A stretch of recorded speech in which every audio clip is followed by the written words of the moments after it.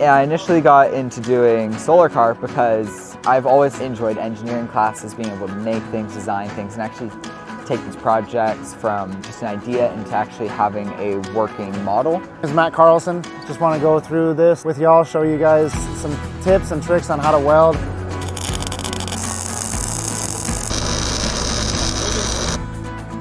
I also enjoy the projects we get to work on, the people we work with, it's really fun. Everyone helps each other. It isn't, like Dr. Marks always says, it isn't a competition, it's a cooperation. Like with this again, like I just got that passion for it. It really shaped me to be the person I am today, and like the career path I chose. And I feel like that is really exemplified in this program.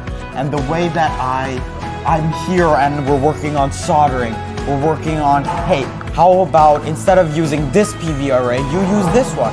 Or, hey, you should start monitoring your PV array in this way. And tips like that is amazing.